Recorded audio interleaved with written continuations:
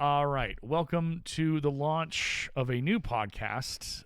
We're calling it the Gilmore Geeks. It was formerly named the Gilmore Nerds, but that didn't that didn't flow. Better. Yeah, alliteration's better. So we'll introduce the voices that will be coming to you from the land of Gilmore. My name is Aaron. Across the desk from me is Vicki, who is my wife, and on the online internets we have Silvana. Hey. And Silvana. Hey. Silvana is. I ran into Silvana when I was going to school from 2014 onwards at Metropolitan State University of Denver, and we ran into each other in a linguistics class, and the conversation started, and we just kind of like basically survived the rest of our college years together on campus. Without trying to like run away and not and leave and drop out or whatever, and so I've known Silvana since 2014, which is I think we've crossed the 10-year mark, which is kind of Oh my God, we have. hilarious. And obviously Vicki knows Silvana as well. Silvana was a groomswoman in our wedding. Mm-hmm. And so Yes, I look stunning in men's clothes. Yeah, she she did. was. she was the talk of the town briefly until I just kind of looked at people and said, "Get over it." Which they didn't really. Well, it wasn't a big deal, but they were just kind of like, "What?" I'm like, "Oh my goodness, it's gonna be fine. You're gonna live." So there's a lot. We have 7 seasons ahead of us, which is a lot of episodes. We are treading where giants have treaded before. So there's other podcasts. There's the Gilmore guys is obviously the big one. Demi and Kevin, who themselves were able to secure a background role in the reboot of Nuh-uh. Gilmore Girls. Yeah, they were actually invited onto the set to interview Lauren Graham and Alexis Bledel. So these guys. Then there's today Kevin T. Porter does a podcast with someone. It's a religious kind of podcast that kind of talks about Christianity and like all that stuff, Christian media. And Demi is actually on Dropouts and a bunch of other online media YouTube channels with a bunch of big names. Is Demi the one that sounds like Denzel Washington? Yes, that is That's Demi. so funny. That is Demi. And Demi is so both are creative on their own and are legends on their own rights. But they got their start in the Gilmore Guys podcast. And so now over 10 years later now, both are very successful in their own right. And we're not trying to copy the method. I also recognize that there are Gilmore Girls podcasts out there. I looked around a little bit. Sense. But we're just kind of doing our own thing. We're not here to try and outdo somebody else or compete with anybody else. We're just here to have fun because Gilmore Girls is something that we love. So as we begin all pilot episodes of podcasts, we have to figure out where we're coming from and what we're bringing to the table. So the question that is to be asked is how did Gilmore Girls get into your life? Where are you at with it? And what are you looking forward to talking about the most or the least or either of those things as we move forward? Since I kind of previewed the question, I'll take the lead and then I'll let Silvana and Vicki decide to pipe in when they're ready to answer the question. So Gilmore Girls, I can't say when it started. I think I either stumbled upon it on YouTube or it was Netflix actually. And I had not watched it when it was on. So it was on in the early 2000s. It ran like 2000 to 2007 or 2006, sorry. So in that frame of time, I was a senior in high school. In 2001, I graduated, and then I went into the workforce, and I went to school for a little bit, then I went back into the workforce. And so my connection to Gilmore Girls was I did not have an understanding of it. It wasn't there. So then when Netflix got it on Netflix, I was like, ooh, Gilmore Girls. Alexis Bledel, Lauren Graham, this looks fun. And I started watching it, and I was hooked, and I loved it. I loved every bit of it. And I got to, and I think, Vicki, we were watching it together at one point. Mm-hmm. And we got to the end of season 5, and we're like, okay, cool. Now season 6 comes. Now, for those of you who are listening who don't know what happened with season 6, Amy and Dan Sherman. So Amy and Dan Palladino, Amy Sherman Palladino and Dan Palladino, they're married. They are a couple. They are writers, and they have produced a lot of television in their time. And Gilmore Girls was their jam, and their voice was integral to the show.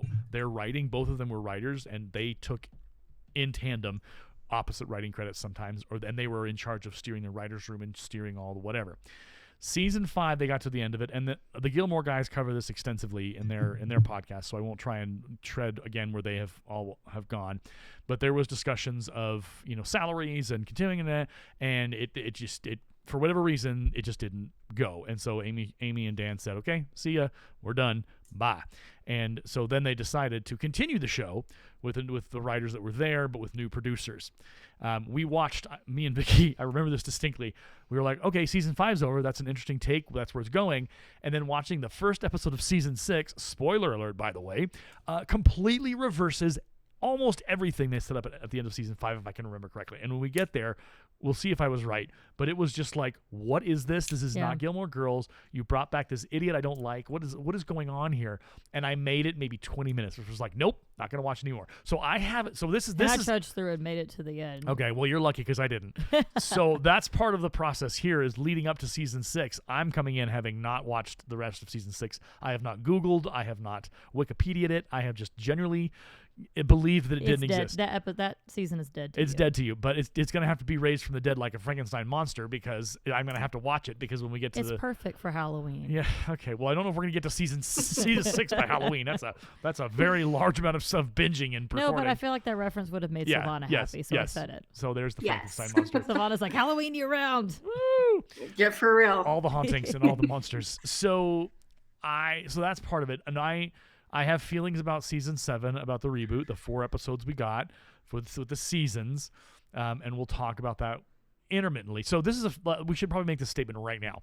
You are entering a spoiler zone. We are not going to be we're going to be talking probably about stuff that happens in the future based on what we see. Because my good trivia has spoilers in it. So we're not going to be like, oh, we're just going to take an episode at a time. We're not going to talk about the future. There will be spoilers all over the place. It is a spoiler zone, spoiler splash zone, whatever you want to call it.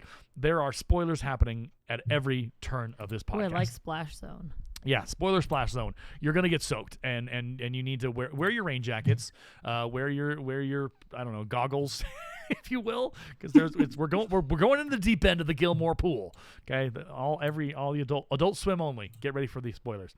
So that's how I feel, and that's a lot of feelings already so far in the first 7 minutes of the episode.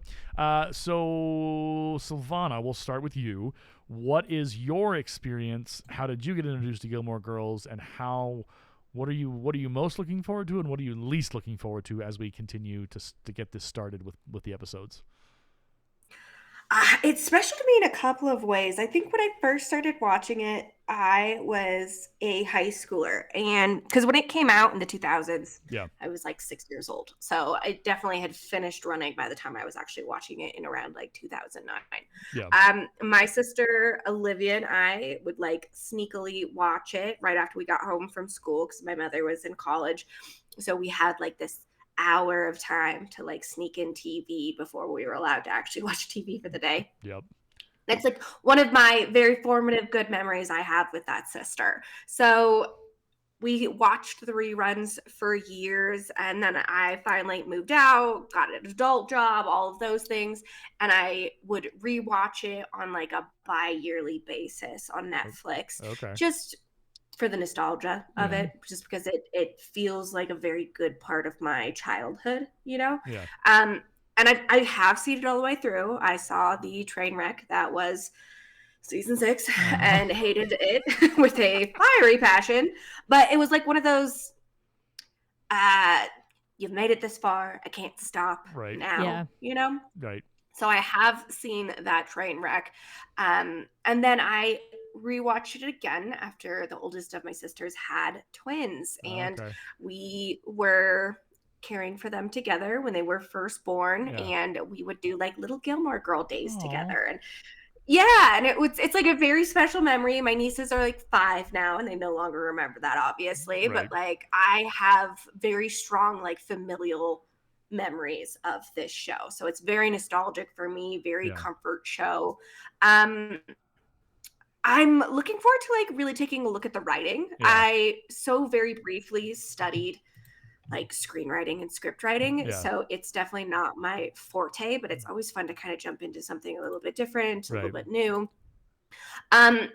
And yeah, I'm just looking forward to like kind of taking a more like critical eye at some of the writing and character development, especially once we get to that train wreck towards the end, because that's going to be so fun and so painful to analyze. But I feel like that's where the best stuff comes from. So, get your aspirin or whatever calms your headaches, because it's rough. Well, and even it's interesting. We'll stop over with Vicki here in a second, but it's very interesting. So part of Silvana's nice conversation and a little bit of yours we looped you in on is, as both of me and Silvana are writers, like I'm published, she's working towards that, whatever. We are going to definitely be going in on like, okay, characterization, plot. What are we doing? How is this working? It's going to be very amusing when we get introduced to Dean first off here, but we're also going to get introduced to the other team. It's Jess and Tristan and Logan and all the rogues gallery of Rory's boyfriends. The internet's going to have a heyday when I tell them what team I'm on. Well, we'll get there. Let's hold the moment. Let's hold my horses. Let's build the tension towards the revelation, which we will at some point in this episode. Revelation. At some point in this episode, we will say like where we are at, and I have a feeling, because again, it's been a while since I've watched Gilmore Girls readily. My perspective, because again, I'm working through the Gilmore Guys podcast. I'm on season 3 right now, listening to them. You're a little obsessed.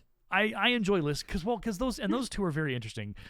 Kevin T. Porter and Demi they're younger, and it's 10 years ago, so they're in their early 20s, mid 20s. It shows. And so they don't know a lot about things. The best one recently was where they were like, the episode was titled Face Off, and it was like set at a hockey game in the first opening moments, and they're like, well, what's this face off about? We don't understand. And like the next episode was like, we were so stupid. It was the hockey game face off is what they were talking about in the episode title. And I was just like, oh, you poor little babies. You don't know anything. I'm a child. And so a lot of the fun part of the early Gilmore Guys episodes up to season 3, which I'm working through, is sometimes they'll just be like, oh, I don't know what that is, and they don't. Clearly, they're single guys in their 20s. Yeah, they don't look up anything, which is fine. But again, here's the thing: we're not really bagging on them, because again, they made a successful podcast that got them on the lot and a background role on the Gilmore Girls reboot. Like, they climbed to the top of the mountain. They got the brass ring. Sure. There's no shame in. We're still gonna poke fun at y'all, even if they probably won't even listen to the show. Kevin T. Porter, come on the show, or Demi, come on the show. That would be hilarious. Oh my gosh, the titans of the Gilmore Girls fandom in our studio electronically. Okay, so Vicki, we turn at last to you. What is your Gilmore Girls experience? What are you most looking forward to, and what are you least looking forward to talking about? I did not get into this until you and I started dating. Yep. Which people think is hilarious. Yep. Because it is hilarious. Yep. Yeah, I'm not a big TV person. My thing was Buffy the Vampire Slayer. When I was in high school. Classic. Yes. That's a favorite. I have all the CDs. I worked through them last year. But anyway, that was like my show in the 90s. But my parents are actually into the Gilmore Girls. Yeah. Well, and I think the thing about Gilmore Girls is that it's timeless. It's aged well. Some of it has. We'll talk about what hasn't aged well. But that's with any show. Like, any show's gonna be a fish out of water. But it's almost like a comfort show. Like, you watch it, and it has some high stakes. And in the pilot, we think this is where everything starts to unfold for the rest of the 5 true seasons, and then the pretender of 6th season.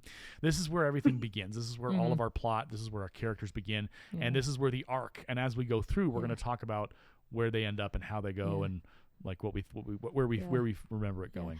On an amusing note, to bring Silvana into it, I have realized it seems like the Gilmore Girls continues to be part of our marriage. So, for example, at our wedding, we had our wedding at this old college, and Silvana, I remember you filming like around it. You'd be like, "I'm at Chilton."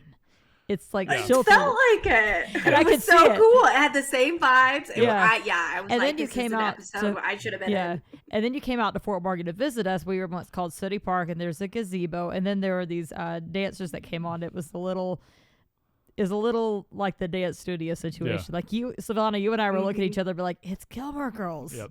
I was like, I didn't know I lived in Stars Hollow, apparently. Yeah.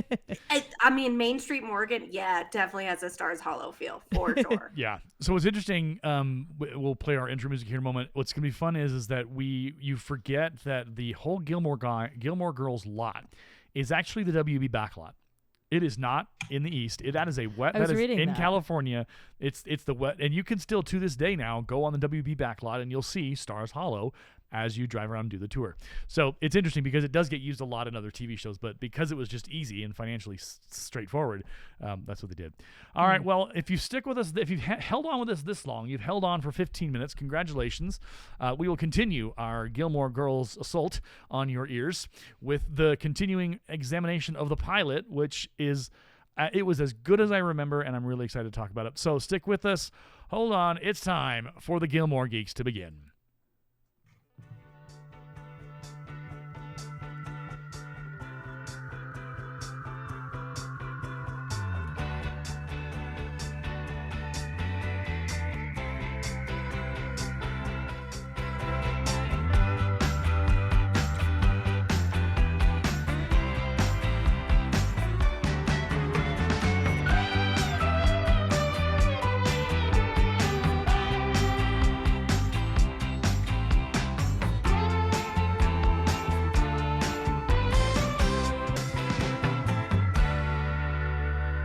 Okay, it was my best attempt to find a Gilmore Girls without using the actual copyrighted theme song, which was written by Carol. Is it Carol? Yeah, Carol King. Carol King is one who wrote it. So yeah, I think that I could hear that. That makes sense. I didn't want to get us in trouble copyright on our first episode. All right, so we begin with an opening. I love the opening of this episode because it's Lorelai, and because this is where she's going into the coffee shop, correct? Or going into Luke's? Yeah. So let's talk about characters for a second. So Lorelai, our overall view of Lorelai is what we know of her now is what we will find out as the story progresses, which I love from a writer's perspective, how they unfold the history of Lorelai and her daughter and her parents. In the span of about 40 to 45 minutes, they expertly give us, here's the girl, here's the thing. But it's also not a perfect situation. Lorelai and her daughter Rory, they're separated not by a lot of years because she had her when she was young. And so there's a lot of they're almost acting like sisters a lot, and then we get that table turned on us later in the show when Rory meets a boy, which begins the problem of the boys in this show. But we'll get there. What did you guys think about our initial introduction to Luke and Lorelai? He doesn't seem to like her. He's a little sour in this episode. I'm like, where are you? What have you done with Luke? Honestly, that's just Luke. Luke is just a personality that is only of himself. He is sour. Even when he loves you, he is sour. Yeah. He's like grumpy. Well, and so Silvana was able to find what looks like either a copy or a work of the script. And so it starts, Lorelai starts out, she has her coffee in her hand. She says, Luke, please, please, please. And he's like, how many cups have you had this morning? None. And Luke says, +5, but yours is better. You have a problem. And she goes, yes, I do. And he shakes his hand and says, junkie. She says, you're an angel, you're an angel. So you get their relationship. Now, obviously, we know that this will turn into the will they won't they conversation for the entire series. And through the good and the bad. And I like how it starts because it gives us an idea that yes, they know each other. He's kind of an antagonist towards her, but he also gives her what she wants. Right. Yes. Doesn't turn her coffee. off. Doesn't turn her down. And then we get the most uncomfortable. Oh my god. Uncomfortable. And I like how it does it because it gives Lorelai some power, to kind of be like, okay, dude, whatever. But she also messes her with him a little bit. I'm like, what are you doing? Which is just like an establishment of her character. That is how she talks to people. She is constantly just messing with people. That's like her love language in speaking is just messing with people. She is sarcastic. That's her love language. Sarcasm is her love language. Yes. And joking at all times, even when it may not be. Oh yeah, the pie thing. I'm like, oh, Lorelai. When we get to the dinner, oh it my is gosh, rough. Like Lorelai, stop. I think because humor is her coping mechanism, and it does not always go well. Right. It has a habit. He's named Joey in the script. And he basically says, enjoy Hartford, enjoy your coffee, mystery woman. Ooh, I like that. And so he leaves, and then Rory is rolling in, and it's cold, and she's like, Lorelai's like, what do you need? And she's like, lip gloss. And Lorelai pulls out the, like 2 or 3 bags. So this 100% reminds me of myself and my sister. Oy. Like, oh yeah, 7 different types of lip gloss. This is how she taste and smell different. Yeah, this is how she is with makeup, and I'm like, I just need something simple. She's got the simplest thing you have. She's got cocoa, strawberry, vanilla, or toasted marshmallow. Like what? Which was totally a thing then. Like like lip smackers. They had the cool flavors. I remember those commercials and just being like, to be honest, I have like Burt's Bees stuff and like tinted lip balm, and there's a little bit of a flavor. Some of those. Yeah. It's just, well, she makes a comment, and I forgot about this, thankfully, again, to Silvana for finding the script. Rory says, you've got to get back on sugar. And so what that makes so much sense. So what it means is that because Lorelai hasn't been taking sugar, she's getting what she can. But so she's also becoming very hyper focused. There was a time that I gave up like sweets for a 40-day period, and I was doing like the gummy vitamins. Yeah. To try to supplement it. Suddenly they become a snack rather than a vitamin. It's like, yay, vitamin time. What is happening? So yeah, 1, 2, 4, 5. That's fine. Yeah, it's great. It's fine. Yeah, it's badonkadonks. And then we get a cool mention of a technology that we no longer have today. Rory, she says, you're crabby. She's like, I lost my Macy Gray CD. Oh, I did not like her. You didn't like Macy Gray? No. Oh, come on. And she's annoying. She had one of the. Yeah, I said it. So she sounds so funny. No. Macy Gray, come on the podcast. As a voice music person, no. Okay, well, all right. I liked it, but it okay. was... Well, you're entitled to your... even if it's wrong. Well, I didn't say it was wrong. I think it's wrong, but you're entitled to like her. It's okay. I just disagree. Well, it's like Macy Gray and like Vitamin C. Like they were the one-hit wonders. You know, the Graduation song, Graduation. And, The Smile. That was another one. Oh yeah, all the things. I liked that song. So then she finds out that Lorelai actually stole the CD and all that kind of stuff. That was fantastic. I really enjoyed all of that madness. And then I think that it like establishes that like sisterly bond you were talking about. So they're both young, they're both exchanging CDs, exchanging makeup, and so it establishes that sister bond. And then you get to the part where Joey starts hitting on Rory, and what like a fantastic way to establish that like Lorelai was a young mother, Rory is not that far off in age, is named the same, and like and their structure as a family is established really well by Joey just being uncomfortably gross. Right. Yeah, it's like, well, I have a friend. She's 16. Yeah, he's like, yeah. I love Rory's line. She's like getting to know my daughter. He looks at Rory. Rory smiles and says, "Are you my new daddy?" And I was like, "What? Yes. What?" But so here's the thing. We're going to reference the Gilmore guys a couple of times, more than I probably should healthily admit. But so their complaint early on in the series about Alexis Bledel is that her acting was kind of bland and not really strong. I would argue this is not bad. This is like, and I love like she just kind of cocks her head. She's like, "Are you my new daddy?" And it's just like played for humor. Like she hit it right on. I think that Alexis Bledel is just fine. I think she's good. Well, she's like this. She's like a studious book nerd.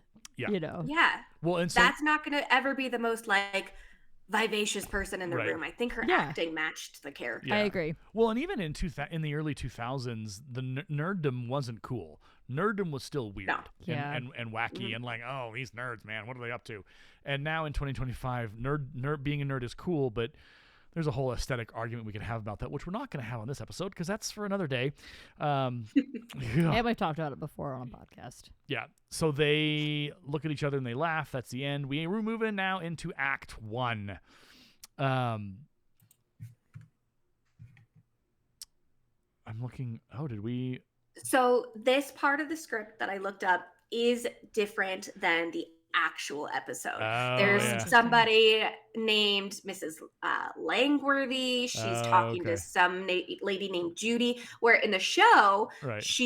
we see the Independence Inn. It's Lorelai, it's Michelle, and then it's the harp player. Drella. Okay. I have trivia about the harp player. Okay. Well, let's start with let's start with Michelle. Who is my favorite character in the show? Oh, he's so funny. So funny. We are booked. Are you sure? Let me check. We are still all booked. And he's not looking when he's saying he's checking. He just takes a moment to keep doing. Puts the phone down. Yep.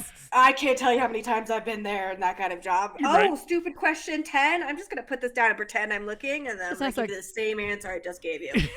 He just has a constant scowl on his face. He's just he's the grumpy cat in real life. He's absolutely grumpy cat in real life.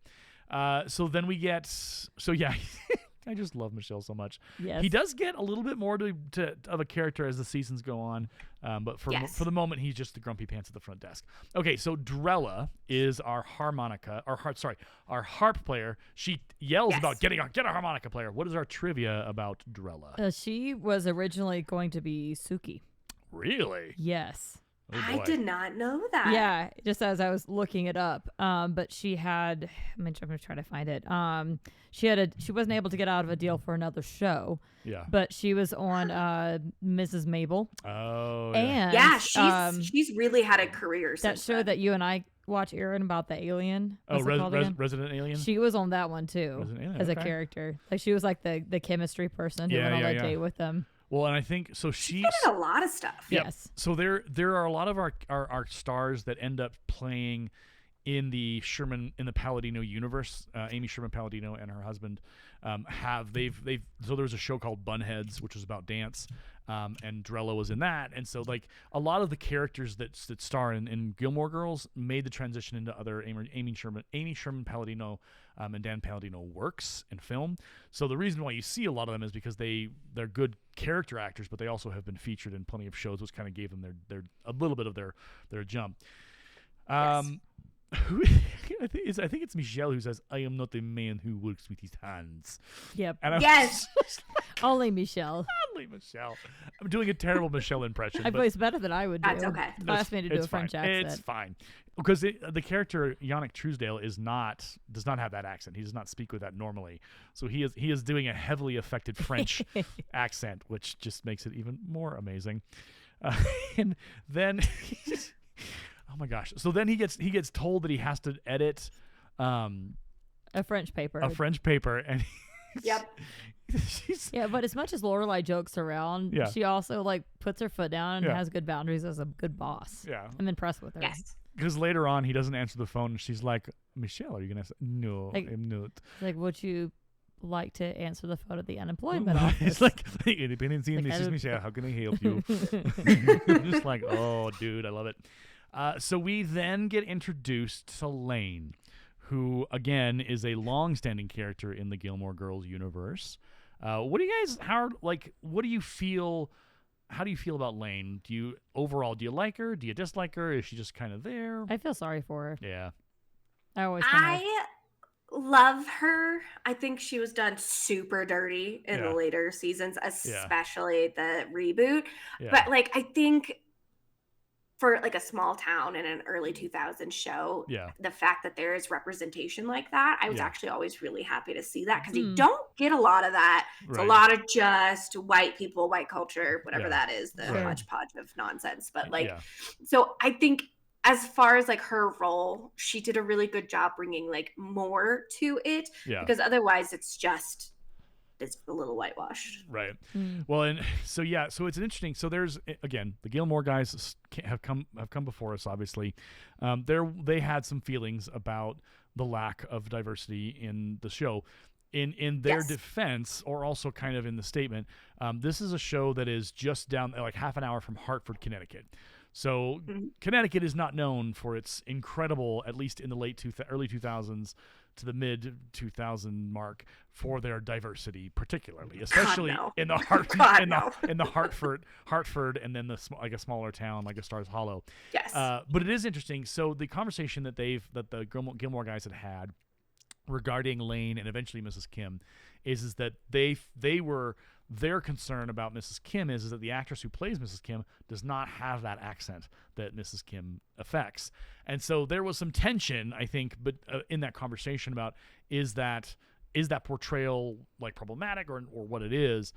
And so there's two perspectives, and I tend to go with best intentions, and also sometimes this is that these portrayals, while it's not as bad, it's clearly not as terrible as other portrayals in movies and film that have preceded it, because there's some really rough portrayals that around the Asian population within that. I think within this, it's done because there is the element of truth in who she is. They are Seventh-day Adventists. They are very, very conservative Korean family. By the end of this episode, Lane is on a hayride with a Korean soon-to-be doctor. Future doctor. She's like a sandwich. She's in between two of them, and they all look so bored. The future doctor and his older brother. Yep, yeah. But so that there is some truth to both the Seventh-day Adventist and how they operate, and also how like Korean families, more very conservative Korean families, do operate. And so I am willing and I'm okay with being like, you know what, Gilmore guys criticized it, and that's their business. But there's also like Mrs. Kim, her story, and Lane's story up to season 5, through season 5, I think she's done really well. She's given her characters. Yes. The characters grow. Mrs. Kim's character has significant growth later in the series, and it is beautiful to watch. And when we get there, we're gonna dig into it. And then, like you said, in season 6, again, I blacked out for seasons. I didn't even watch it. And then season 7, I mean, we'll do a small rabbit trail into the discussion about season 7. So here's the deal: why season 7 existed, because there was a reborn idea of people watching the show, and they wanted it, and it got enough forward motion that it got produced. The other reason is that Amy Sherman Palladino said when she left the show at the end of season 5. She said that there was always going to the ending that she had in mind for Gilmore Girls was that there would be, like, Rory would say the 4 final words of the series, and Rory would be the one to say them. For years, nobody knew what that was. They were like, okay, well, that's funny. And then all of a sudden, when the reboot came around and the possibility of hearing those final 4 words were there, it was like, ooh, this is exciting. Here's the problem. You liked it at the time. No, I didn't. Rory's 4 words. Yeah, okay. I liked the reboot. Yes. But the ending and how that. So here's what happened. So here's again, spoiler alert, all over the place. The season 7, the reboot, the 4 seasons ends with Rory saying, "Mom, I'm pregnant." That was the original ending that Amy Sherman Palladino had in mind for the original run of Gilmore Girls. Now here's the thing: it would have made sense at the end of season 6 if they had done the truth season 6. Rory's still young. She's still, figuring herself out. Yeah. The problem with the reboot, and again, this is my own personal, and some people, I don't know who shares it, but the problem with the reboot is she is like in her mid-30s at this point, or early 30s. Yep. And for her to do the things, for Rory to do the things she did leading up to that moment was just mind-blowing. Yeah. And it was almost, I get, and again, Amy Sherman Palladino. They're making do with what they had. Well, she's a successful writer. Girls, between her and her husband, they're no schluff in the writing department. They're not. It's not like I'm lowering their value. They did what they did, and they got the show done, and hey, we got an ending. But the expense at which we got that is we had I felt like we really betrayed Rory's character, because I agree. It's like if it had happened, I guess season 6 ends when she's like 19 or 20, something like that. If that had happened, then it'd be like, oh my gosh, yeah, that happens. Like if you're young, you make a bad decision, you do something, whatever. Okay, yeah, cool, great ending, perfect. But it was like, I understand that you so wanted to have the ending you wanted, but it's like that was not the ending that character after those 10 years deserved. And it's not even Alexis Bledel deserved that.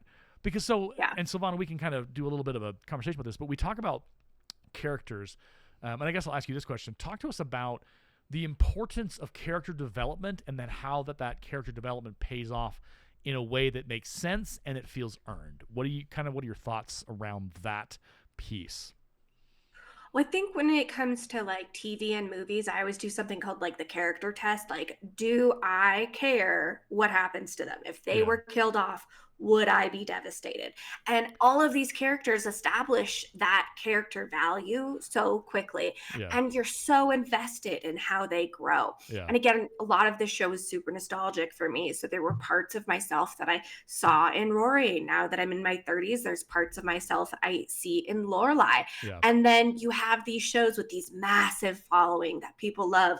Game of Thrones is an example. And they biff the ending so bad and betray the characters so bad. It makes you feel like all the love you had for this character is invalidated. And again, I feel like that's what happened for Rory. She was such a well-loved and well-written character. By the time you get to that season 7 4-episode bit, she's such a mess, and it just doesn't make any sense. And I'm not saying like you can't be a mess in your 30s, because God knows I've been a mess every day of my life, but it was a mess in a way that wasn't true to Rory. And this character they'd spent years developing, they just betrayed the development, and in doing that they betray the viewers.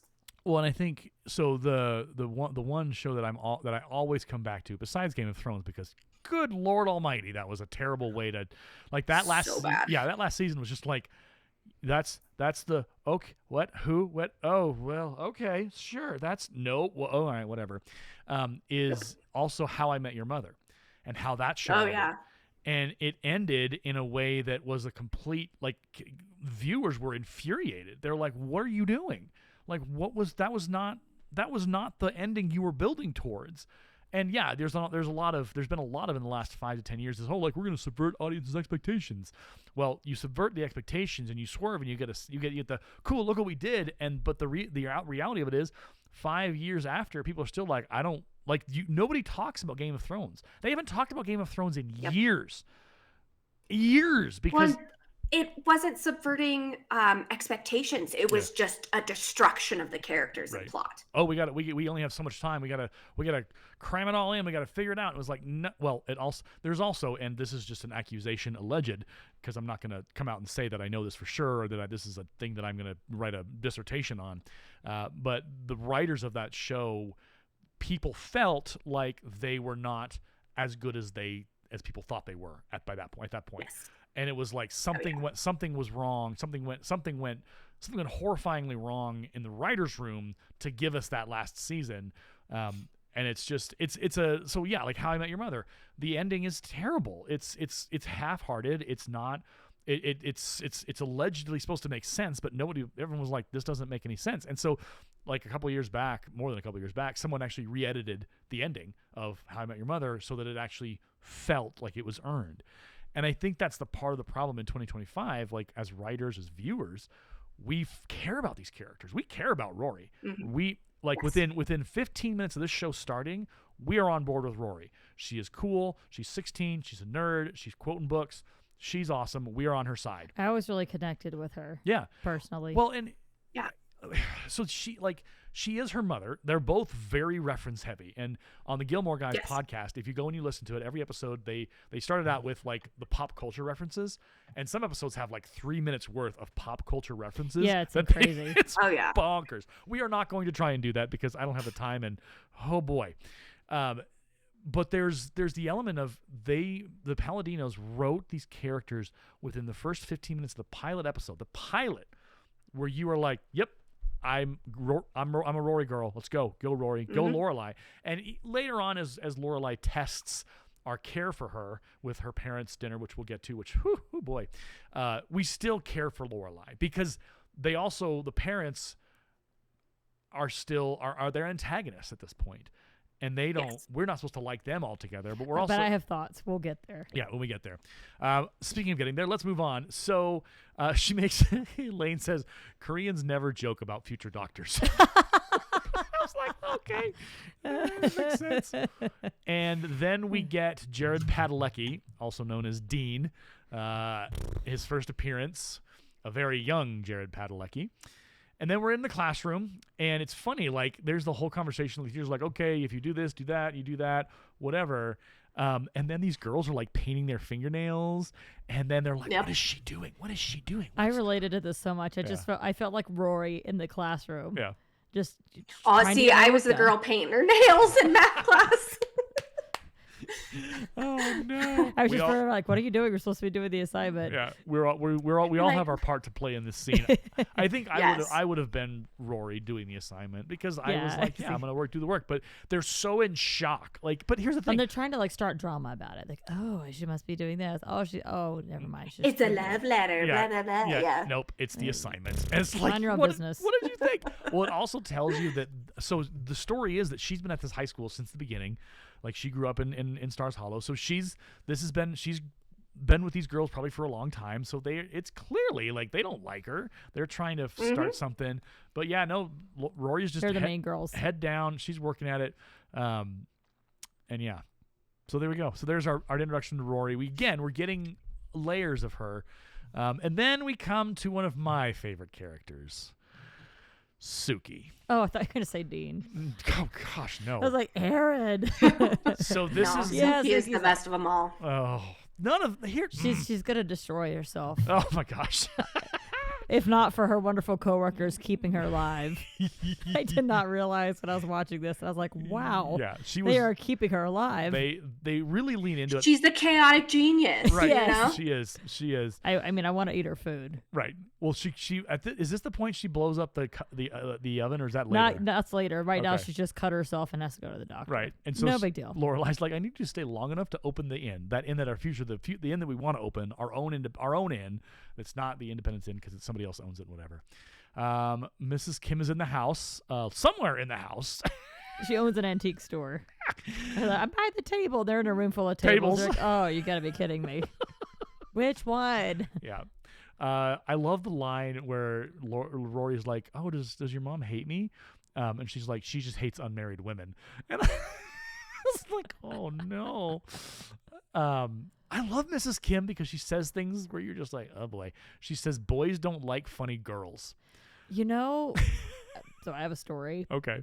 So when I lived overseas in an Asian country, not Korea, but a different one. So Silvana, you know me. Sometimes I make weird faces. Yeah. And I joke around, and they were like, "No, don't do that, Vicki. You're beautiful. The guys won't like it." I'm like, "Oh boy, I have a long way to go." My facial expressions are not meant to be consumed by the masses. They're what's happening in my I don't know, head. Aaron. It didn't scare you away. No, So I know. But again, I think it's a culture thing, right? Yeah, So Mrs. so. Kim is very conservative Korean, so Seventh-day Adventists are very conservative Christians division of part of Christianity. And so yeah, she's, Mrs. Kim in the beginnings of the show, she's hitting those marks of what she's portrayed as. But when she said that, I was like, oh, I feel for Rory. Yep, she gets better. The game keeping Suki alive is fun. It's fun to just watch you have to imagine how they had to coordinate this thing. Yeah, the choreography. Yeah, there's definitely choreography. Hit this mark at this time, and then to keep her alive. And then at the end, she throws a towel on the stove.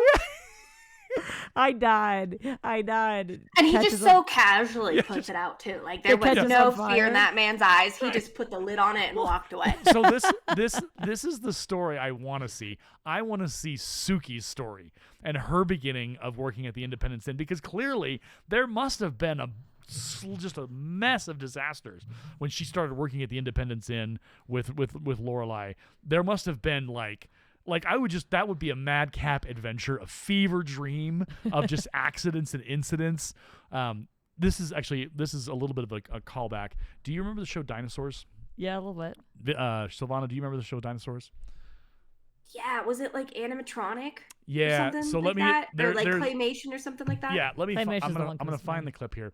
So there's a part of the show where the kid is watching, the baby is watching a show, like it's a science, like a Bill Nye the Science Guy kind of show, and part of the show is we're going to need I can't type while I'm talking.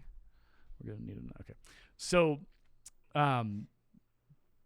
the show is called Ask Mr. Lizard, and every time as part of the show he brings on a kid named Timmy who's a part of the experiment. Oh yeah, you've talked about this. So here is a 30-second clip that will help you understand where this comes from. Will this mess up the podcast recording? Once again, it's time to learn about science on Ask Mr. Lizard. Hi, kids. Hi, Mr. Lizard. Hi, Mr. Lizard. What are we going to learn today? Well, Timmy, What do you think would happen if we mix potassium nitrate, charcoal, and sulfur? Gee, Mr. Lizard, I don't know. We're gonna need another Timmy.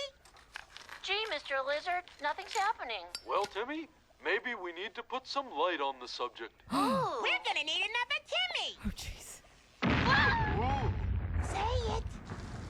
we're going to need another Timmy. Murderers. So that's what I think about with the Madcap adventure that would happen with the Sookie prequel show is that they would have to get a new like sous chef every week of like, we're going to need another sous chef because like some crazy thing happened to him. He got lit on fire or, you know, whatever. So there you go. It's a workers' comp nightmare in the Independence Inn. Okay. So now we get to the bad news. The enrollment fee for Rory, and this secretary is a little snooty based on what I'm hearing this call. Right, like she makes a job about pulling a bank job, and she was like, it's also not an appropriate joke to right, but then the secretary apparently was like, oh, you would get a bank job, you would go and work at a bank. That was the context of her being like, no, I meant like rob a bank. Never mind. I'm kidding. Man. So for you, Silvana, this is where we kind of, again, dip into writer's, I'll call it writer's lane. We won't pull into writer's corner because that would slow us down. We're going to go into writer's lane as we're going. It's important for every story to have a moment, and you're going to have to help me out with the terms on this one because it's been a bit since I've actually talked about it. But there's like the inciting incident or whatever it is. Oh, yeah. So or the call to action or something call to like action. That. So for us, you know, in Star Wars, it's Luke discovering he's a Jedi. A big part of it is Uncle Owen and his wife being murdered and all. Like, there are moments in most of like good and great television and movies where the inciting incident is what pushes our characters into the mess and begins the journey. Be it in a feature film to the end or in a TV show, it becomes the overarching thing that's going to push them to either step up or, you know, not win. And so there's a lot of money that she has to get between now and then, and she doesn't have that money, and she's trying to figure out her options. And she's like, oh, and Sookie, I think, says, you need, like, this is, she's like, no, I won't do it. She's like, but no, don't talk about it. Don't speak about it. And this is, and she, you know, like, what little you know of the show, if you're watching this for the first time, is, oh, we're going there. We're going to go meet her parents. And we don't know anything about them at this point. We have not been given any clue as to the relationship with the grandparents at all until this moment. And it's so beautiful. What do you? We get to meet Emily Gilmore and Richard Gilmore. What is your guys' feelings about Emily and Richard? Who wants to go first? I'll start. Okay. I had a similar-ish relationship with a grandparent where for like help and a relationship, it was a required weekly lunch. So and it just reminded me very much of that we have no control on your life, so you're coming to us with this moment of being like, I need help. And instead of just helping, they capitalize on it and use it as a calculation to be like, okay, you want help? Fine. Here is how I get my hooks into your life and like, don't let go. Yeah. So, and at the end, you kind of empathize with them in a way. And I didn't when I was younger, but as an adult, listening to them talk later on how they were cut out and they had no role in Rory's life and all of those things, you empathize a little bit as grandparents. It humanizes them a little bit. Yeah. But that calculation and manipulation that happens before you get to see some of that more emotional side of them is just very telling of their character. Like you said, it establishes them as that antagonist so quickly. And it's not done by the words. Most of it is tone. Yes. Yeah. Well, and so this, again, we're going to reference Gilmore Guys a lot because, again, I've been listening to them and I'm making my way through the seasons. Kelly Bishop is legit one of the greatest actresses of our time. Yes. Because all of us know how Kelly plays Emily Gilmore throughout the remainder of the seasons. This first pilot is definitely not indicative of where she ends up. Yeah. Kelly Bishop through her portrayal of Emily Gilmore, grows Emily into something extraordinary. And it is... She's written a book. I haven't read it, though. Yeah, she will. So Kelly Bishop was originally a Broadway star, and she won a Tony for her work. Wow. Like, Kelly is not Ms. Bishop or Mrs. Bishop or the Dame Bishop, whatever you want to call her, I guess. She is a legit legend on her own. Like, in her own right, she's the best of the business. But then here's the coolest part, and what I love about this is you got Edward Herrmann to be Richard Gilmore. And love the man. R.I.P. His voice, and so, like, again, Gilmore Guys talked about, he was a prolific audiobook reader. He read for many audiobooks. He portrayed Franklin Delano Roosevelt multiple times in television, I think even a movie somewhere. He was also a legit actor before he even hit Gilmore Girls. So you've got two like powerhouses to step into a television show on I think it was the WB at this point. This is how it launched on the WB, and then the last season was on the UPN. Good Lord, all those days of weird television programs, shows, networks, or the Paramount Network or whatever it was. Anyway, WB. To get those two. Now, mind you, Edward Herrmann's portrayal of Richard Gilmore in the pilot isn't really all that much. He falls asleep at a certain point. Like, he's kind of above the fray. He's kind of aloof, is what the Gilmore Guys kind of called him. But, yeah, to your point, Silvana, he's just, as much as you don't like him in this episode, you're like, I just want to hug him. He's so, like, he's so, like, cuddly like a teddy bear, even though he's being prickly towards his daughter. Like, he's still just, I don't know. He's just got that presence of, like, I like you. I'm not supposed to right now, but I can't help but like you. And it's fantastic. So she basically says it's for Rory, and she's like, we got it. And she says, on one condition. And I love this moment where Lorelai goes, so close. And she says it. She actually says it. And she'll then I would like to come in with my thoughts go about ahead. the scene. Because first time watching this, I was like, oh, Emily, Grandpa, don't like them. Yeah. Coming into this episode, I found myself empathizing with them a lot more. Like, at this scene, like, Aaron and I have had the opportunity to parent, and to go through that. Like, I felt empathy for her about hardly seeing their kid and then being like, oh, I just need this big sum of money. Right. Like, I left that going, that seems reasonable. Yeah.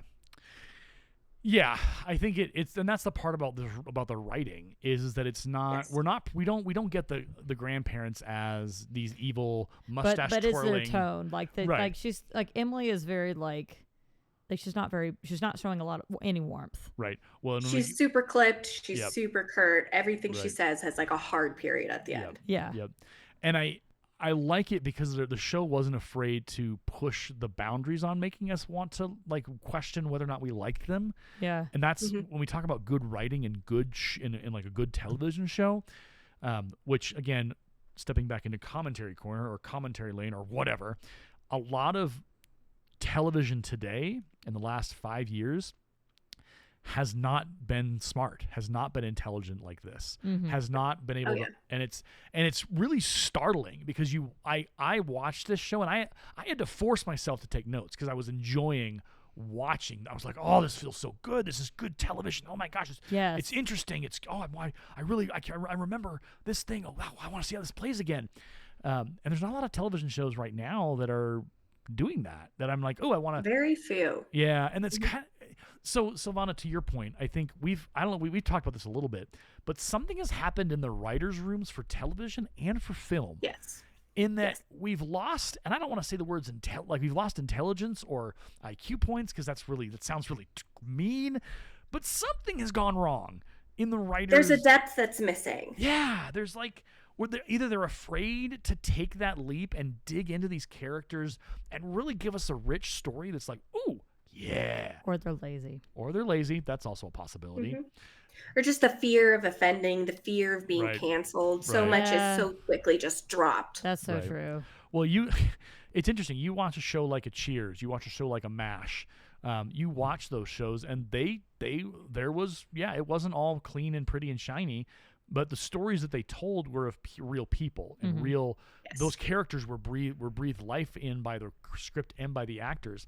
And so what I think with this show, why I think Gilmore Girls has had its staying power. It's been 30 years since Gilmore Girls premiered. Yep. They had a scene at the Emmys where they had the whole back of the house of the Gilmore Girls house, and Lauren Graham and they were both there, and they were talking about how for 30 years Gilmore Girls has had fall in a chokehold because it's fall. Gilmore Girls, it's fall. Oh, it's been hilarious to see the Instagram things. But that's the power of it, right? When a show it's the reason why people watch the Friends so much, they watch The Office so much, is because it's well done television. The Office stumbled a little bit later in life, but whatever. But people love those characters. They love because they were funny, they were interesting, they were different, and they were funny, and they were funny in a way that made you laugh and not worry about being able to laugh at it. Like you didn't feel uncomfortable going, "Ooh, should I laugh at that?" It's like, no, it's funny. This is fun. This is hilarious. It's okay. Humor works.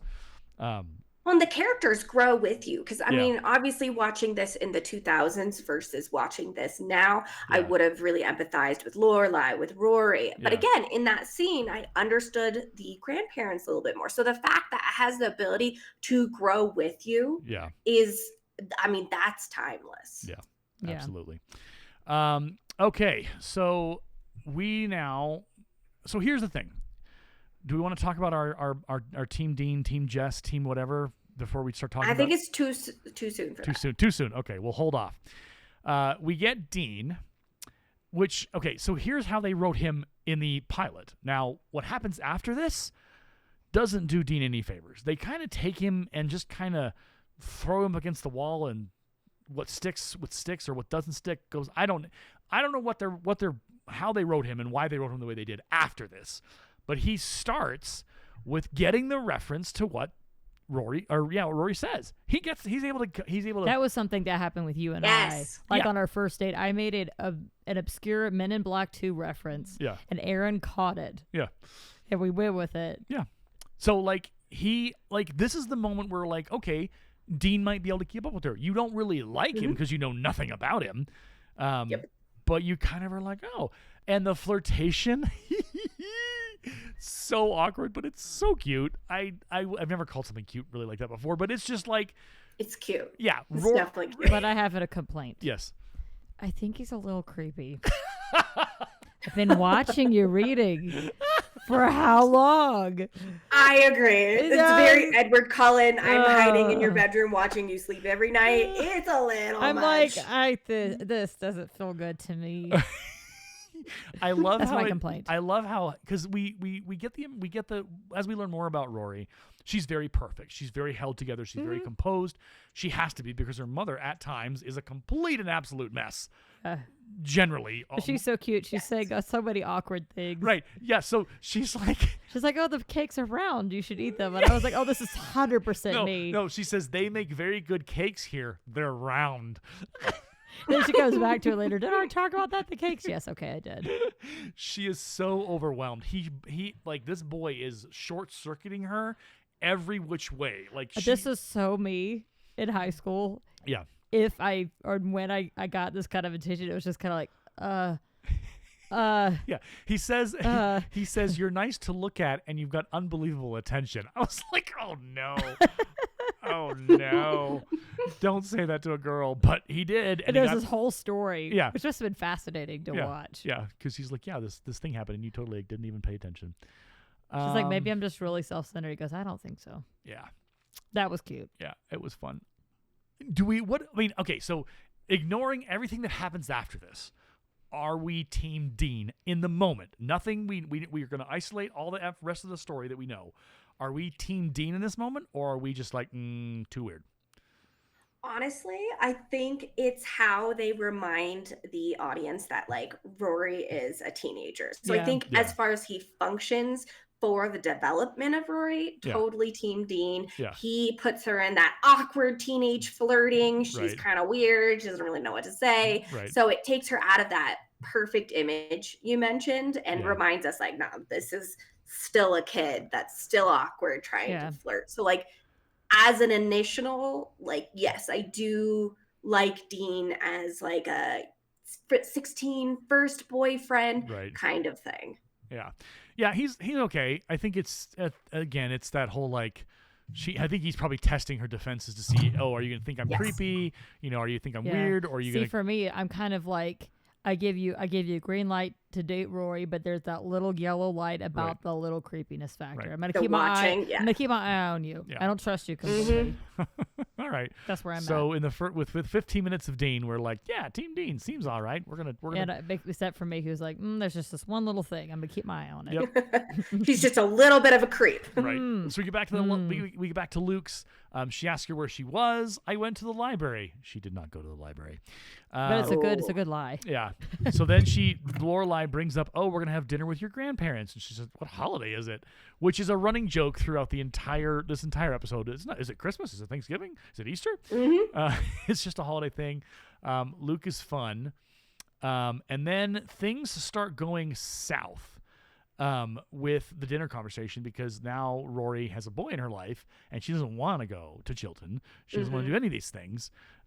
Which is just such the teenager vibe. Right. Well, again, it's that moment of being like, she's a kid. Don't forget, this is a kid. Right. This is a kid that's going to throw away this amazing school because she had a conversation briefly with a cute boy. Right. Well, and I think what it also tells us, because we talk about Rory's character, what we know now versus what we will find out, she's very much, she probably hasn't, this is her first ever boyfriend. Yeah. This is, and we find out, yes, it's her first boyfriend anyway, but she's probably had her head in her books the whole time. There's been no boys at Stars Hollow High School who attracted her attention or drew her attention or looked at her, because again, big old nerd, does the assignment, does the work, is, doesn't seem to have a lot of friends aside from Lane. And seriously, this is 100% me. Yeah. Like, and I think, like in high school. I think how they wrote it is kind of, as you, Silvana, you mentioned, like different people connected to the character for different reasons. And in that time, I think writers in that early 2000s, when being a nerd wasn't cool, were trying to be like, hey, here's your person. Here's who you can associate with in the show, where you feel like you're spoken to, and you're a part of this, and this is you. I appreciated it watching. I was like, oh, I feel like someone's portrayed me, which if I was the representation, or thinking back to her, or like what I would be thinking if I was Rory, it would be like, am I going to miss out on my chance? Right. Yeah. There's because I'm too stuck in my books. Right. A boy is paying me attention for the first time, and is getting my references about books that no one else has gotten. Yeah, but around these loser jocks, right? Like, then I have look. Yeah. So I get it. It's fantastic. So then things get unpleasant. Here's Lane, and then there's Patty, and she's like, "Oh, your male friend. You can get a job at Dosey's." Oh, she's so weird. At Dosey's. But she's also cracking me up with her her class and room management. Be like, "Do you need to pee? Then stop crossing your legs." I'm like, yeah. She also says something about your finger up your nose or some such. To be in the air doing an arabesque or whatever. Yeah, no, not up your nose. Not up your nose. And I love Miss Patty. Very relatable as an elementary school teacher. We're gonna unpack Miss Patty as she makes her appearances down the road. It's her, and who's Miss Patty, and who's the other lady? Suzanne Summers portrays her. Oh man, that's terrible. Babette is. Oh, I love Babette. Yeah, you just gotta give it a little. I love her. I'd have to get to later. We'll get to her. We'll get to her. It's gonna be great. Yes. So then they fight. And it's back and forth. Their gloves are off. It accelerates quickly. She asks for a do-over, and Rory says no. Rory doesn't give her the do-over. And then she plays the mom card, and she's like, whatever. And they go both to their rooms, and guess what they play? The same song. Macy Gray. I was like, oh, they're so similar. Yeah. Yeah. So things are not going well. They're still fighting. This change doesn't feel great. Like as a viewer, you're like, so what's going to give? How is this going to get fixed? And I like how the show is willing, and this, to your point, Silvana, might be a swing into the writer's lane. We don't have to like the characters every single minute of every single part of the show. Yeah. It's important that they screw up, and that there's a brief period, or however long it is, where we don't have an answer about how this is going to get fixed. Yes. And I think that's. Yeah, I think that the fact that, I mean, again, we as viewers, we thrive in the unknown. We go, oh, what's going to happen? How's it going to work? And we keep watching because here we go. Oh, and now to dinner. All right. So I'm gonna be team devil's advocate here, because Okay. like they come in and Emily's like, "Don't throw it away in that trash can," and I thought, that's actually was a rule of my house growing up. Let me explain why. Okay. Because it's Georgia, so we have Yeah. cockroaches and ants. Yeah. So if you don't throw your food away in the kitchen trash can that has the lining, Yeah. it will attract the cockroaches and the ants, and they will take over. Yeah. And it's really hard to clean up, and it's gross. I think it's a moment just to solidify that like butting of heads. Yeah. That Yeah. like Lorelai will do anything other than what her parents want. Right. Don't throw it away there. Fine, I'm gonna wait till you walk away. I'm gonna throw it away anyway. So it's Yeah. I don't care what your rules are. I don't care why. I'm just gonna do this the way I want to do it. Yeah. Which is just the way she always is, with the bad humor, trying to like make things a little more comfortable. It all feels not like spiteful, but like a bit like the teenage rebellion. Yeah. Well, and Just never ended. a lot of the conversation about Rory and Lorelai, both on the Gilmore Guys podcast, but also in the fandom at large, is that in a lot of ways, through the Gilmore Girls show, Rory is actually the parent, and Lorelai is the child. And for some viewers, that makes it uncomfortable because they're like, "Why is that dynamic weird? I don't That's like it." real. But it's also very real and It very happens. Yeah, it especially with when your daughter's born so close to you when you're young. Yeah. And then you have to navigate, and it's again Lorelai's life, and again we will continue as the episodes continue and seasons continue. Lorelai's world and life will continue to unravel and continue to come back together, but unravel, and it's just a constant. She's in a state of flux, like she's constantly kind of having to struggle and whatever. And Rory, for her part, desperately wants to be in control and desperately wants to maintain her world and not have it fall apart. Well, again, I feel that so much. Yeah. Okay, let's talk about the fight. Super fun. So they start. It starts out in the couch, and it's very snippy and tense back and forth. I love Richard Gilmore hands Rory the paper because he's reading it. And Yes. I love that too. He's just like, "All right, child, this is how you protect yourself. Just start reading."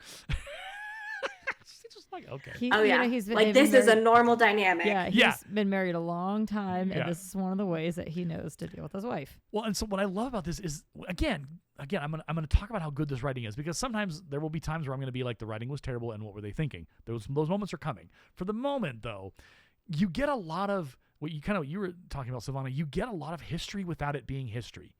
You with that paper being handed to Rory, and Richard kind of just taking sitting on the sidelines. This is his reality and has been for quite some time. Emily Gilmore runs that house. She is in charge. She is the voice. She wears the pants. She's the pants. She's the blouse. She's the shoes. She's the gloves. She's the tiara. Emily Gilmore is the queen of this home. Empress, if you probably were to ask her in this point in the pilot. So you get an understanding of that dynamic, and Richard Gilmore just kind of, he's like, okay, I'm going to protect you, because he probably looks at Lorelai and goes, you are too old for this. You're on your own. Good luck, sister. And he's probably right, because she's dug herself her own hole. So then we get the situation where Lorelai escapes to the kitchen, and Emily follows her. But Rory's going to go talk to her, and then Emily says, no, I'll deal with it. I'm just like, which I think was probably the right call. Like, if Rory should not had to have gone in there and like help. Well, her mom. I agree. It's the parentification of Rory. Like, it should have been bad ultimately, but mom is the next best thing. Yeah.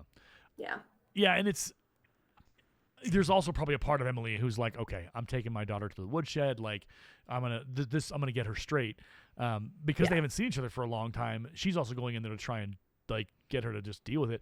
But what's interesting and kind of fascinating about Lorelai's character is she's not gonna play ball.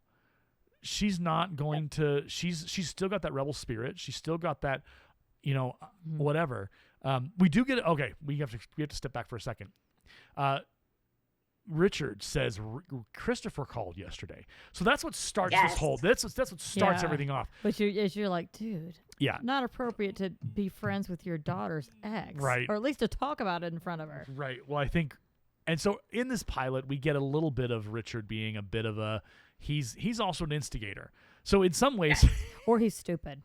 No, I don't think Richard No, Gilmore that is- was intentional. Yeah. Yeah.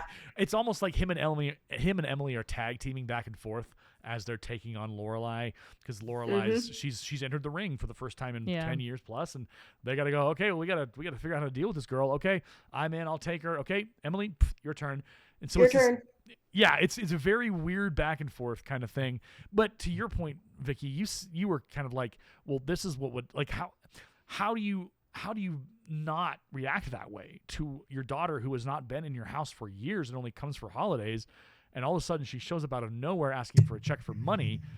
Yeah, you're going to be a little snippy. You're going to be a little particular about things. Yeah, you've got feelings. Yeah, and his feelings aren't wrong. What he does with them, however, that's a little bit whatever. And so they have a fight in the kitchen, and I wrote Mom versus Emily. This opens the arc in which we will spend 5 seasons or 6 working through. And so we get a fight, and so Rory is listening in the dining room as the fight is happening, and she hears the word about the check and the money and all that kind of stuff, and her face just kind of falls. And I think a lot of the pieces of Rory's puzzle about her mom in this episode, she realizes what her mom was trying to do for her, and that helps to kind of remove the whatever image of Dean that she's got of like, oh, he's a boy, he likes me. But it's like, wait a minute, my mom like did a really hard thing, went to my grandparents who they do not like her and she does not like them, and asked for money to help me, not for money for Lorelai, for money for Rory to be able to go and get a better education at a private school. She could achieve her dreams, go to Harvard. Yep. And so Grandpa's asleep by the time they leave. I cannot believe that he could fall asleep. That's a man who's used to it if he can pass out during a fight like that. No kidding. And then he'll just let Emily run the ship. But my grandpa used to be like that. Yeah. Oh yeah. That reminded me of him, like the expression. Yeah. So she heard everything. I'll buy you a coffee. They go to the coffee shop. And Rory comes full circle. She goes, that was really hard what you had to do. Yeah. And she's like, okay, you're gonna do Chilton? She's like, hey, the skirt's I got a skirt. I got to use it for something. And then we get the start of the Luke and Lorelai flirtation, because finally, he looks good. He's shaved. He's got his hair slicked back. He's got a button-up shirt. And I love the moment where he looks. I think she looks at him and she's like, oh, you look nice. To be honest, that is kind of how we got our beginning. Yeah. It was a party. Yeah. And she looks at her and says, you look nice. What's the occasion? And so they have a little back and forth, and we get, again, that indication of, okay, this is now one of the romantic interests. More is coming. Yep, this is more is coming. And I think, obviously, spoiler alert, season 7, they do get married, don't they? I can't remember. Okay. So I think they are married. I don't think we ever see the marriage. Okay. Or if we do, it's just been a long time and I haven't seen that far. Yeah, it's been a bit. So, but we also have plenty of seasons where Christopher comes back in the next couple of episodes. Oh yeah, and that's a fun experience. Ay. I hate him. Look, I am not team Christopher by any stretch of the imagination. Nope. I think we can all resoundingly say that none of us are Team Christopher. Yeah, nope, not a guy. So then she says, tell me about the guy. And I love Rory's response. You really understand boundaries. She says, I'm going to find out anyway. I'll spy. And then the dialogue is just as back and forth as the camera pulls out and it fades out. And I made the note. I said, and we're back. We're back with the Gilmores, back with Lorelai and Rory. We're back in business. The girls are back in town. Yeah. So that is the pilot. But we didn't talk about Suki destroying the stove. Yes. On a personal level, I kind of feel this because of my dishwasher experience. Okay. And the charging the phone experience. Okay. I'm just like, I didn't mean to destroy it. Wait. It just happened. You didn't destroy a $20,000 Viking natural gas stove. No, but there was a leak those in the things basement. are no joke. Yeah, well, the leak was easily taken care of. Thank God. But yeah, no, but I kind of feel that. I'm just like, oh man. Yeah. But she's like, Lorelai is like, it's gonna be okay. Like, we'll get it figured out. But yeah, Suki is one of my favorite characters. And here's the thing. Again, spoiler alert. Season 7 exists because it needed to, and I think it's good that we got more Gilmore Girls. But Suki, by this point, so Melissa McCarthy at this point in her career is not the all-star that she is in the reboot. And so getting her, like, part of me understands, like you have to pay a certain amount of money for the Melissa McCarthy in the late 2000s versus the early 2000s. Sure. But the other part of me is like, girl, this is where you got your start. This is where you began. This show gave you a career and a future and a launching pad that has you become an all-star. You become the one of the biggest stars in film, and you couldn't figure out a way to carve out more time to be on the Stars Hollow set with the Gilmore Girls. Yeah. I just it's one of those things where I'm just like, come on, like, of all the people on the show, you could have found a way. You could have found a way to put more time in here so we could see more of you, because we don't get a lot of her in the reboot. That made me sad, because again, Melissa McCarthy, a single scene. Yeah, it's kind of just disappointing. But it is what it is, and you can't. I mean, who knows if we'll get a Gilmore Girls continuation? If we do, it'll have to be Rory's story with her kid and all that, which will be an interesting if they were to do that. I don't know if there's capacity. There's definitely interest in it. There will always be interest, but I don't think the characters are willing to come back for that. They've got their own histories and everything else. Anything else we want to talk about before we discuss rating this episode? Any other dangling modifiers we need to clear up, take care of? No. Okay. All right. So, again, I'm going to borrow. This is the one thing I'm going to borrow from the Gilmore Guys episodes that they do, is they rate the show on out of 10, and they take something from the episode and make that the out of 10. Oh yeah, you should probably give an example. So like in one of the episodes, like if we were watching an episode of Fuller House and they went to the ice rink and they had a whatever, you would rate it 5 out of 10 ice skates or something. Anything from the episode that was featured either in person, individually, or food or anything. Okay. Anything that you could rate it out of. Oh, I've got mine. I'm ready. Okay. 10 out of 10 coffees. 10 out of 10 coffees. All right. Silvana's out in the front. We'll go with all right. So 10 out of 10 coffees. Vicki, what is your rating? 10 out of 10 awkward hay rides. Yes. So awkward. I will give it 10 out of 10 tables in the antique shop. Oh, there we go. There's probably more than 10 in the shop, to be honest. Oh God, yeah. I think so. Like, this is I don't want to say it's the perfect episode, because as we go, we'll find more perfect episodes. We're also going to find some real rough pilot ones. though. For a pilot, it's such a good pilot. Yeah. I was Really so impressed. impressed. Yes. Well, it hits all the marks. Like they really did their work. Because some pilots, you're like, oh, I don't know what that is. Yeah. But this one, I think it's a credit to the writing conversation. Amy Sherman Palladino and Dan Palladino, they're very good. Some people compare him to Aaron Sorkin. So like Aaron Sorkin, who did The West Wing up to season 5, and then he left in season 6. Again, when the writers leave, the voice goes. And The West Wing, season 6 was serviceable, and then season 7 was But there was something about Aaron Sorkin's writing voice, how he voiced those characters, makes The West Wing a show. I will go back and watch seasons 1 through I think 5 is where he leaves, or season 4 he leaves. I'll watch that again and appreciate it and enjoy it, because the dialogue is so fun and so interesting, and it pulls me in.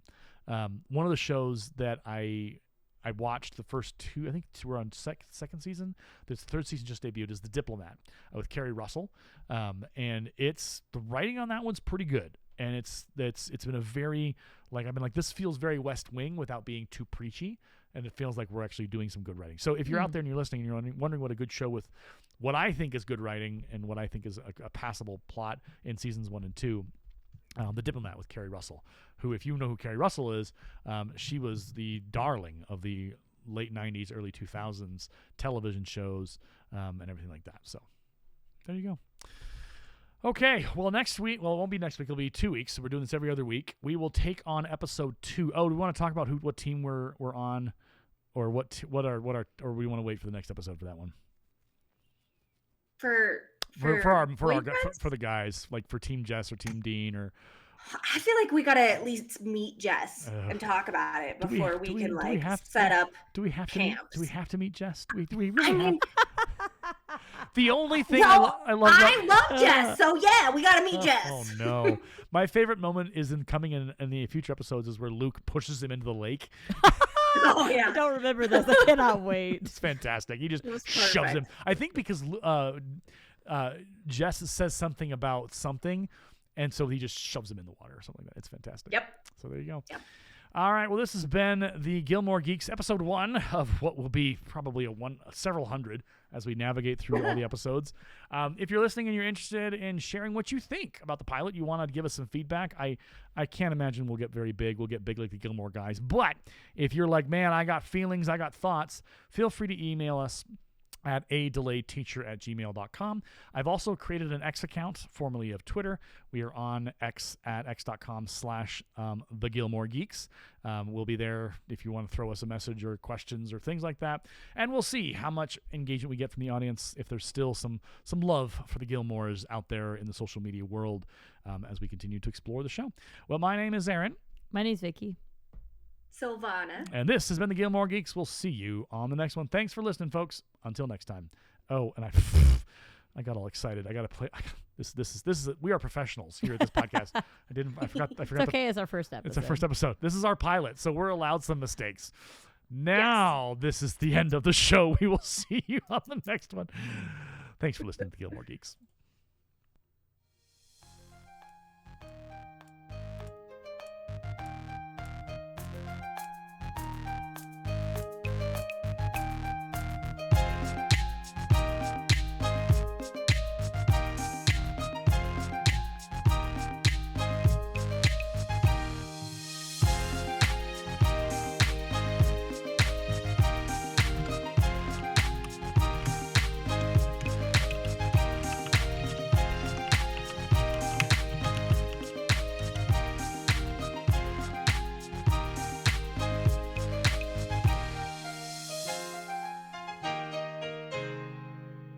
Raspberry Flapovers will be out in a moment. The kitchen is closed.